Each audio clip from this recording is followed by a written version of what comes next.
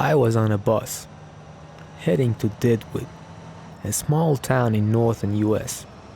It was dark and quiet night. I had been traveling for 12 hours. I was tired and hungry, and I just wanted to get to my place as soon as possible. The bus stopped at the three-way intersection in the middle of nowhere. The driver assistant opened the door and said in a weary voice, "This is where you get off." He grabbed my bag from the trunk and threw it on the ground. I thanked him and got off the bus. He didn't reply. He just closed the door and got back on the bus. The bus left me in complete darkness. The only sound I could hear was the silence. A shiver runs up my spine.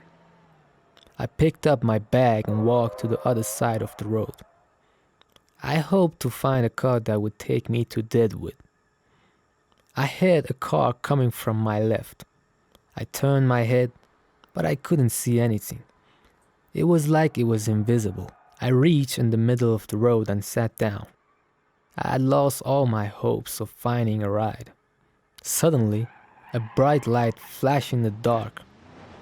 A car zoomed past me, honking loudly. I jumped to my feet and ran to the other side of the road. I waited for the car to stop, but it didn't. It disappeared into the night. I was about to give up when I saw another car light from a distance. It was coming very slowly, as if someone was pushing it.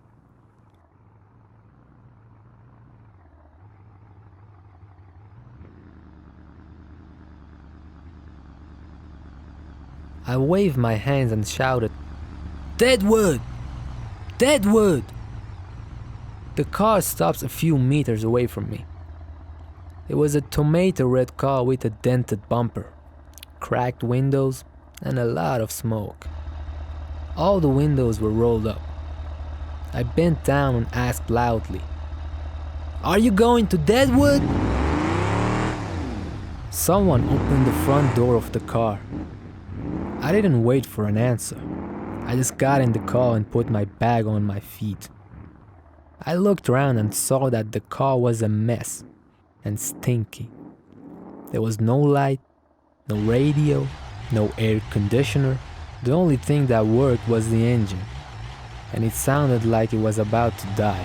I turned my head to the driver. He was an old man with a bony face and swollen veins on his hands. He looked at me and smiled. I was startled by his eyes. They were golden and shiny, like two coins.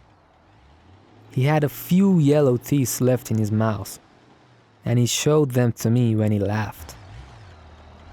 I moved a little and asked him nervously, "Do you work on this route?" It was a stupid question, but I didn't know what else to say. Maybe if I was in someone else's situation, I would ask, "Are you even human?" The drivers looked at me and laughed mockingly. He said something under his breath and then raised his voice. "So you can realize it."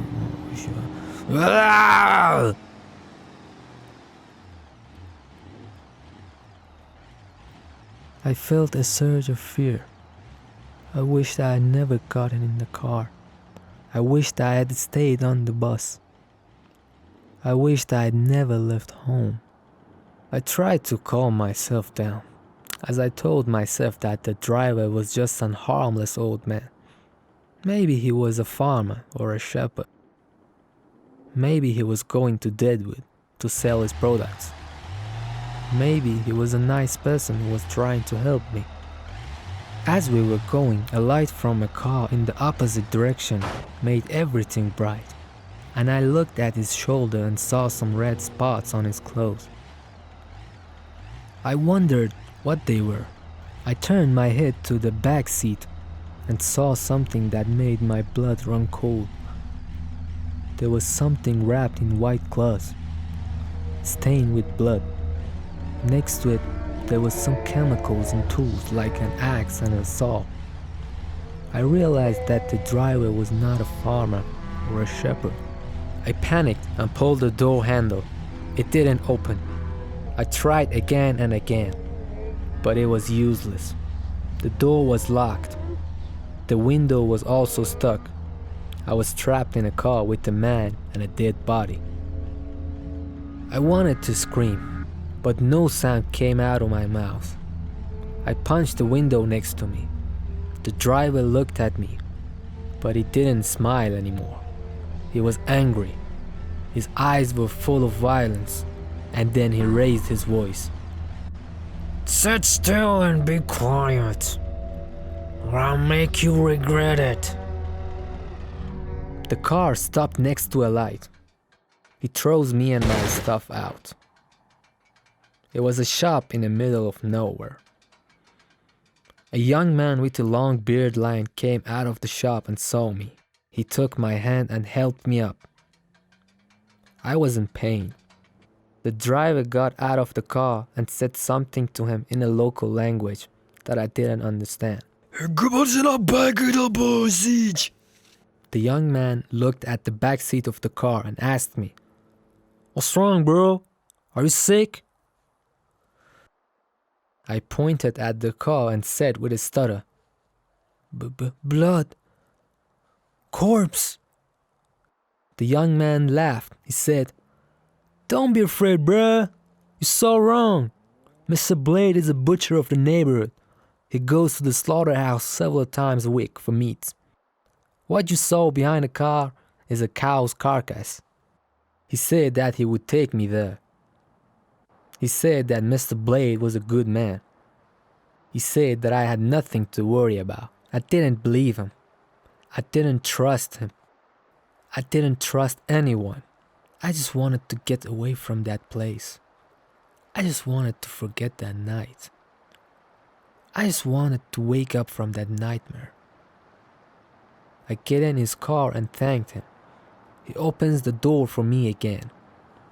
As the car starts moving, I apologize to the old man with embarrassment. It was midnight and I was falling asleep, and my eyelids closed involuntarily. After a while, the car woke me up from the intensity of jumping up and down in the holes of a dirt road. I was surprised. I put my bag, which was still in my arms, under my feet. An ID card on the floor of the car catches my attention. I bend down and pick it up. Although the light is low, it is very familiar to me. I looked at the driver, who winks at me and laughs mockingly.